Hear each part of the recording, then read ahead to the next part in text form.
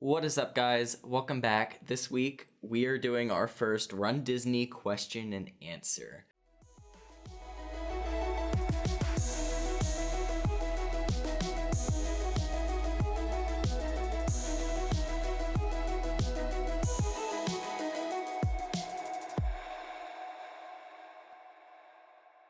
We sent out on Instagram, Facebook, kind of a post saying, hey, ask your Run Disney questions. We got a lot of questions back, quite a few questions about how coronavirus will affect Run Disney, so that'll be its own section. As well, we also took kind of some general Q&A questions that we see pretty often floating around different groups and online. So we are going to answer your questions. All right, so kicking off our first question, this one is from Amy. How do you prioritize your time as far as expos, what to do first, and park days? Yeah, so that's a good question, and I think that depends on what your priority is. Yeah, obviously you're there to run a race, but are you also there as part of a family vacation? Are you there, with friends? Are you there alone? Stuff to think about. I mean, I think you definitely have to give enough respect to the races for sure. For instance, with the early wake-ups, fireworks every night may not be the best option. But if that's the one thing you absolutely must do, then maybe you need to plan on kind of midday naps. Right. And I do know a lot of people will do all-nighters before the race and never go to bed before they run the race. That is not a common, but I've heard of people doing that. I'll just say maybe if it's your very first Run Disney race, like Lake said, respect the race. Learn what your body needs before you try to do something a little crazier. As far as us, we tend to definitely give the most weight to the race when we're there. And we also, different race weekends will vary depending on if we have a lot of friends there, if we want to meet up with other people we've met on social media. That has become a thing recently for us. So it's really about, I guess, making a plan ahead of time. Again, it's really about what you want to do. Of course, you need to make sure you block at least an hour and a half to 2 hours for the expo. And if getting the merchandise is a thing, then that's going to be probably your opening day right when they open. Kind of figuring out when you're going to finish the race for things like dining, which we'll get to in a later question as well. All right, so a general question we see all the time, is there a race day pickup option? Officially, the answer is no if you ask Run Disney. However, bibs that are not picked up the day before a race are brought to the race. And it's kind of an emergency pickup option. Again, they don't advertise. They're not going to tell you this is an option. And this is not something that you should bank on either, because it's not a guarantee by any means, but it has typically been there. I never recommend you rely on this option. Your plan when you're going on this Run Disney vacation should be to get there at least the day before your race. No matter what, your plan should be to get there before the expo closes, at least the day before your race. I know people who have had transportation issues getting to the expo the day before, and they have used it. I personally know people who have used it, so I know that it's there. So this is another question that we have seen floating around a lot, especially recently, and that is, what is the tiered registration system? The tiered registration system is actually something that you see at races outside of Disney quite more often, and it's something that Disney used to have and has brought back recently.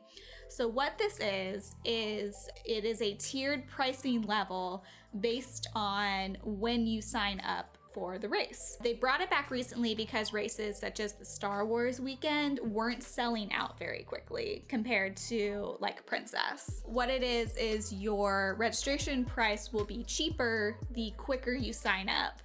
And then every few months they raise it $10, $20. So basically, this encourages you to sign up as soon as you can. Now, if a race sells out on that first day, the tiered pricing really won't matter unless some extra spots trickle through. It just means as you get closer to the race, your ticket becomes more expensive. There was a lot of confusion since it seemed to be introduced really close to the Club Run Disney thing. And while Club Run Disney guarantees you a certain price, you don't have to be in Club Disney, to get that price. I think there was confusion with a lot of people when those were introduced. Another general question is Run Disney worth it if you cannot also afford a park ticket for your trip? I think the answer is yes, but we are also pass holders who are only right down the road from Disney. It only takes us 30 minutes to get there. We are perfectly okay going, booking our resort, trying to enjoy as much of that resort and the race as we can, and we may step very minimally into a park. And I will say this one really depends. It depends on how big of a running fan you are, how big of a Disney fan you are.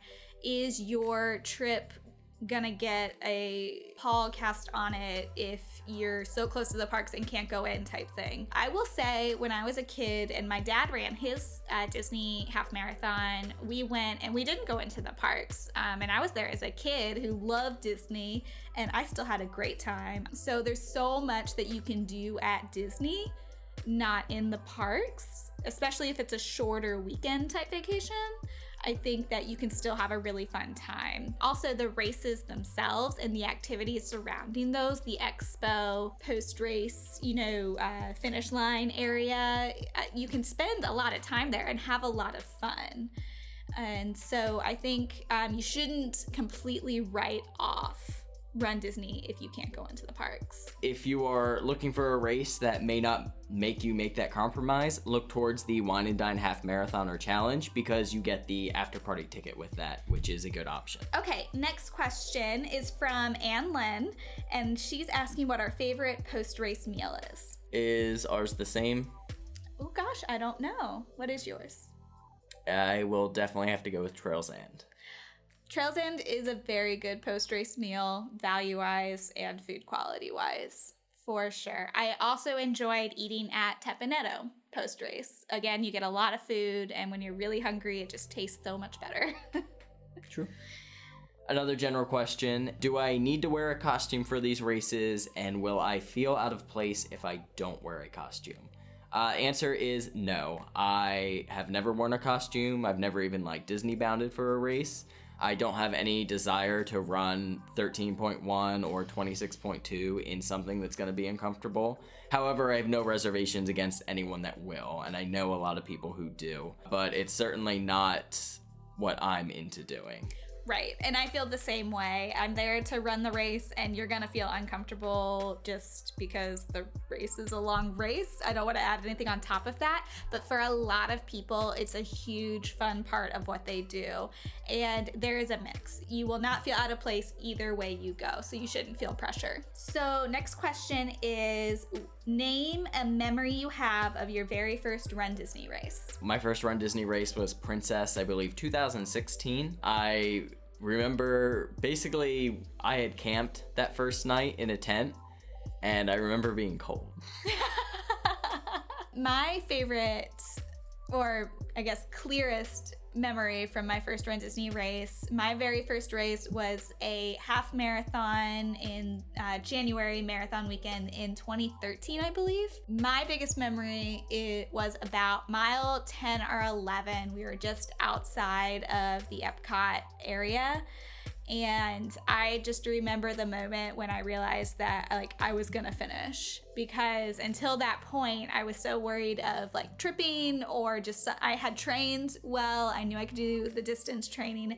I was just afraid of some supernatural force that was gonna stop me.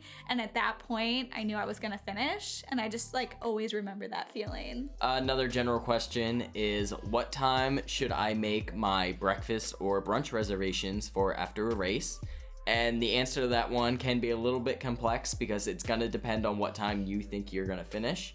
So you're going to have to factor in both how long you think it'll take you to finish and when you think you're going to start, because if you were in a later corral, you may not start the race for about an hour, even sometimes later. You may be looking at maybe 5 or 6 hours from that race start time to be able to finish, get back, change, and shower if you need, and then get to your place. Right. So the short answer to that question is probably no one person you ask can tell you that answer. Those are the things you should think about when making those reservations, and aim to give yourself more wiggle room than less. All right.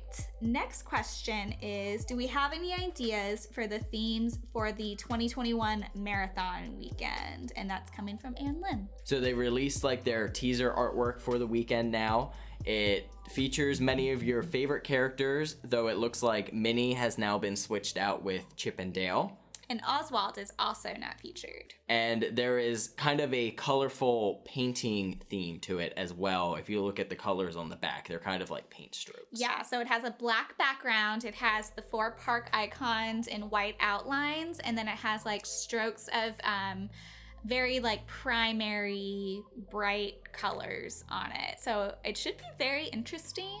And one thing I was thinking about too is they don't always put Oswald with the other characters because of the licensing thing. So even though we don't see him right now, he may still be there. A lot of people are kind of speculating about that. But the actual themes of the races are usually always the same. It's really based around the characters for Marathon Weekend. Our next question came from Disney Tricks on Instagram, and that is ideal training for Dopey. And this is definitely kind of a complex question, because everyone's going to train a little bit differently depending on what your level is and how you prefer to train. And we should say neither of us have done Dopey yet, so we don't have an experience behind this question. Yes, if I were to train for Dopey, I would definitely, of course, prioritize that marathon distance with the long runs. And I think it's also important, many people will do a simulation Dopey, usually about a month or so before Dopey, basically where they practice getting up and they'll do the 5K, 10K, half marathon, and then they'll do whatever like long distance run they have. It doesn't necessarily have to be the marathon for the last one. And typically you want to practice trying to be under that 16-minute pace. Right. And I've seen for the simulation too, not necessarily doing the full distances for all the races, doing like a 2, 5, 10, 20 type deal where you're not going the full. I would say ideal training is come up with a plan, work with someone if you're inexperienced, and do it. Don't skip your training. That's the most important thing. Yeah, absolutely. Just train. If you have a consistent base, you'll be in a better spot than if you start training in December. Right. And with that weekend, with how much running you're doing, you're really opening yourself up for injury if you go in unprepared. So this question comes from Caitlin, and she wants to know when she thinks she would be able to register for the Run Paris weekend. Yeah, so that's kind of a tough one, especially if you are here in the States. First off, we don't know if this event's gonna happen yet. I checked the Run Disney site and they don't really have any clarifying information on it. Typically for the Run Disney Paris, there are a couple ways to register for it. It's not like our Run Disney where you just click a link when registration opens. They prefer you to book a package with one of their resorts with tickets, and then there's like an option on it for the race weekend if you're staying during that race weekend to add it to your package. Or they do bib only. However, you have to sign up on their site for an email, and then you receive an email when those come out. And I could be mixing some of this information up as we have not done either, but that's the information I gathered. Yep. And Caitlin, let me know when you want to do the Paris weekend, because we also want to do the Paris weekend and maybe we could come the same time. All right, so now we're gonna move into kind of our virus related questions. Obviously, Run Disney, as well as many other Disney races, are in a state of uncertainty right now, and we are still registering for these races with the best hopes that they happen. Our first question is from Paige, and it's, I'm signed up for the Wine and Dine. What's your best guess on how or if they're gonna do anything different this year? And a lot of these have been reiterated in other questions we'll get to. My general, like what I think they're trying to do is that they're hoping that most of this is kind of passed through by the time Wine and Dine rolls around, because Wine and Dine registration was before all of this, so it is definitely the normal amount of bibs and the race is sold out. I think they're hoping that they're going to be able to run this race as scheduled without a lot of complications. But as we get closer to that race weekend and as we see kind of how things pan out in the fall, we will get more information to understand that. I agree. I think there's little things that they'll probably do at the weekend, they'll probably make bib pickup slightly different. They'll throw out a lot more hand sanitizer stations at the expo. They may reduce the number of vendors at the expo. And one thing, it would be kind of a bigger change that they could do, since registration has already happened and they're kind of locked in on the number of people, is change the course to the typical marathon weekend or princess weekend course, because that is it's a one with more space, but you'll have less you'll have a less number of runners in that space, so you'll spread out a little more. All right, next virus related question from Ann Lynn. Do you think that Disney will limit the number of bibs available for upcoming races? We definitely think that they will, and that they have. We recently experienced the marathon weekend signups, and first off, based on how quick that race sold out, it seemed like there must have been less bibs. Yeah, it is definitely possible. We have heard through the grapevine from someone that talked to Run Disney that they had confirmed potentially selling less bibs, but we don't want to say, oh yeah, we know that they sold less bibs for a fact, because we're still not 100% sure. I'm sure that they were kind of anticipating the CDC and possibly the state of Florida putting limits on groups of people again, and certain aspects that Disney as a company will have to be aware of to be in compliance with regulations. And it could be a case that once we know the regulations that are going to affect that weekend, they may release more if it's within their ability to do so. Another general question that's being asked all over right now is, how will my wine and dine reservation be affected by Disney's reopen measurements? Disney announced that they're switching to a reservation system for now, and this also included canceling of dining reservations as well as canceling of the dining plan if you were on a package. Now, if you have a resort booked, you're still good, and your wine and dine ticket is still good as of now. However, I have seen already that people's wine and dine dining reservations have been now canceled. Yep, and we had some, and they were canceled. So once they release their reservation system, we will know more for sure as to how you will go about rebooking some of these dining packages, as well as what ticket options are going to look like for the park, whether you're a pass holder or buying tickets for the weekend. Yep. And with all reservations with Disney now, it used to be 180 days in advance if you had a resort registration. Now it is at 60 days.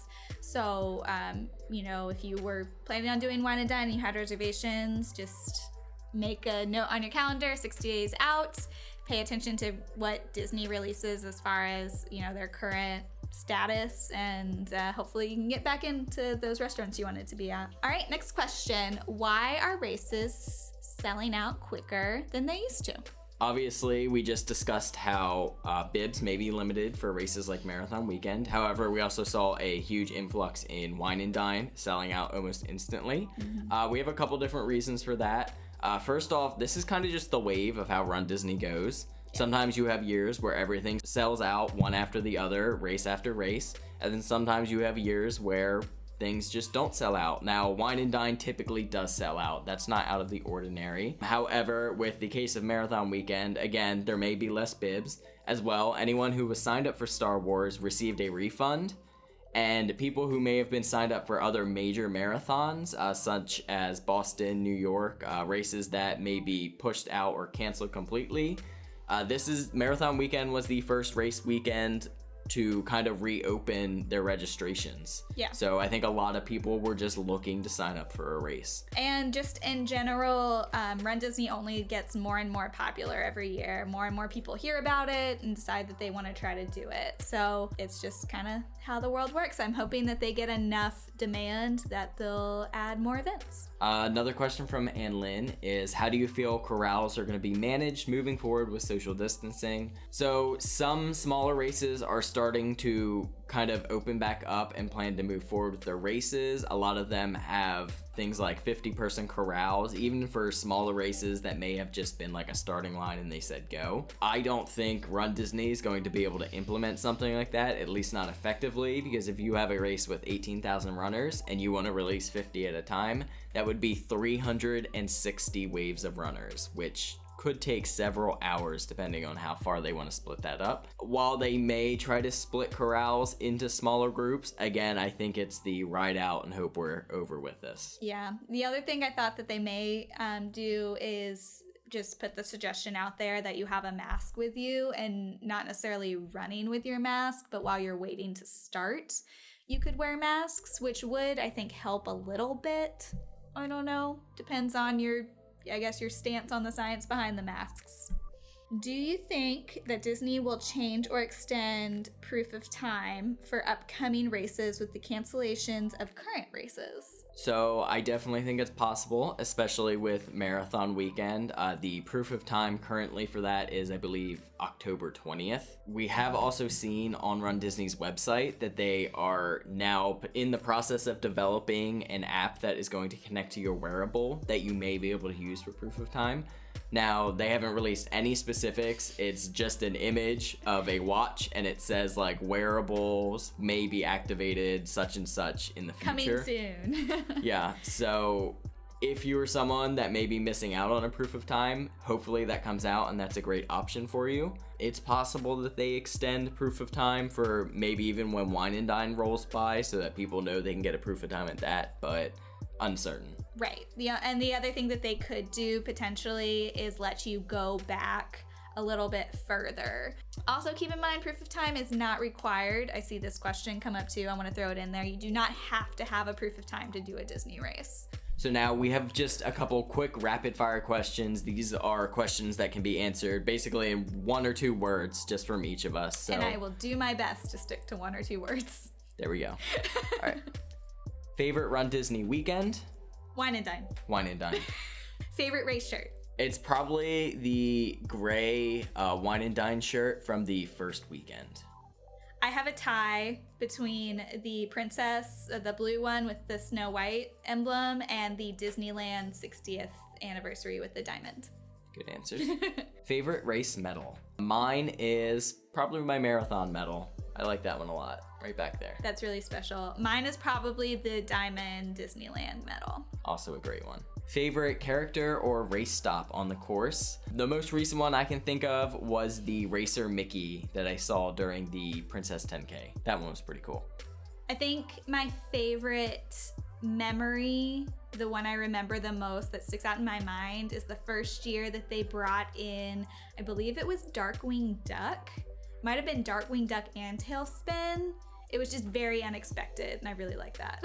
Yes, that was Wine and Dine 2016. There you go. Do you run Disney to get a PR or as a fun run? For me, it can be both.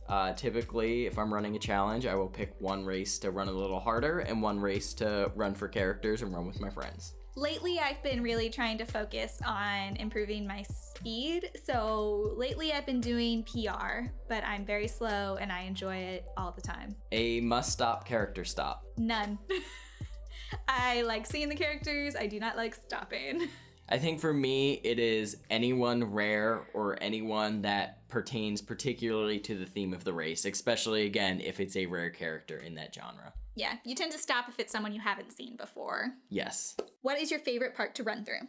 Probably Magic Kingdom for me. I think it's kind of the most like immersive and even kind of magical as you're running through it. Just the main street and the through the castle are very like rememberable parts of the races. I want to say Epcot when you're at the end of the race, because you're at the end of the race.